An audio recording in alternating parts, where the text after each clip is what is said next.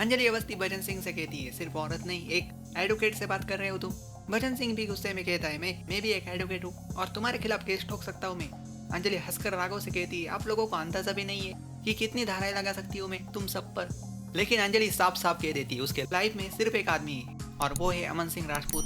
तभी धर्मराज अपनी घटिया चाल चलता है। धर्मराज अंजलि का वो वीडियो सबके सामने लेकर आता है जो वायरल हुआ था अमन और अंजलि का। धर्मराज हंसकर कहता है, ये वीडियो मैंने वायरल कराया है, अब देखता हूँ कैसे जीतती हो तुम रिपोलिंग का केस। इलेक्शन में ही जीतूंगा, तुम्हारी इज्जत मिट्टी में मिला दूंगा। धर्मराज राघव से कहता है, देखिए अपनी संस्कारों वाली बहू को। लेकिन राघव उस वीडियो को देखने से ही मना कर देता है। राघव कहता है, ये पाप है, मैं नहीं देख सकता। तभी युवराज ठाकुर की एंट्री होती है और आते ही आग में घी डाल देता है। युवराज ठाकुर कहता है, अंजलि ने पाप किया है और इस पाप की सजा उसे मिलेगी। युवराज अंजलि को धमकी दे देता है कि उसकी बदनामी करके उसे दिल्ली शहर छोड़ने पर मजबूर कर देगा। लेकिन तभी एक नया मोड़ आता है, सबके पैरों तले जमीन खिसक जाती है। अमन सामने आता है और सीधा युवराज के सामने खड़ा हो जाता है। अमन कहता है, अंजलि कहीं नहीं जाएगी, अब खेल पलटेगा। अमन की आंखें भर आती है, वो राघव को देखता है और कहता है, दुख इस बात का नहीं है कि दुनिया मुझे पहचान नहीं पाई, दुख इस बात का है कि मेरे अपने ही मुझे पहचान नहीं पाए। मुझे लगा था कम से कम अंजलि मेरी आत्मा को पहचान लेगी, लेकिन वो भी नहीं पहचान पाई।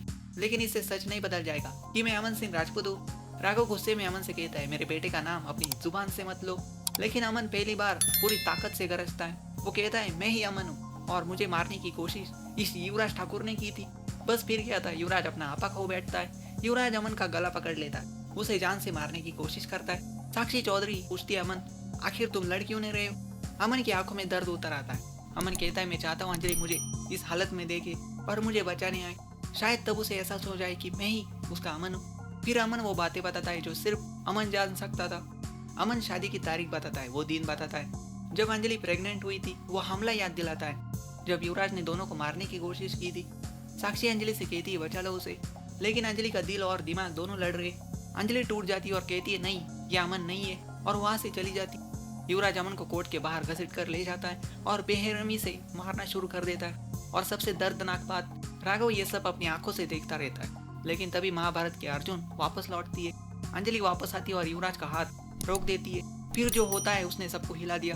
अंजलि अकेली युवराज और भजन दोनों पर टूट पड़ती है, दोनों की जमकर पिटाई करती है।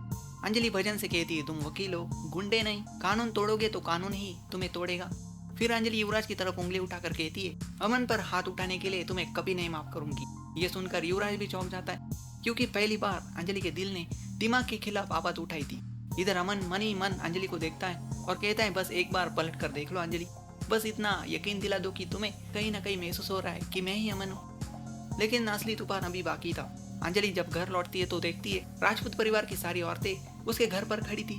अंजलि चौंक जाती है, आखिर ये सब क्या हो रहा है। तभी निवेदिता कहती है, अपना सामान पैक कर लो अंजलि, क्योंकि राघव ने फैसला कर लिया है, आज से तुम राजपूत परिवार के साथ रहोगी। अब सवाल ये है, आखिर अचानक राघव का दिल कैसे बदल गया। रमेश भाई पटेल राघव को कॉल करके कहते, तुम्हारे सामने तुम्हारे दामाद युवराज ने अमन पर हाथ उठाया और तुम चुप रहे रघु। पर मैं चुप नहीं रहूंगा, मैं उस युवराज पर एफआईआर करूंगा, उसे सजा भी दिलाऊंगा। रमेश भाई चैलेंज करते, आखिर क्या होने वाला है आगे।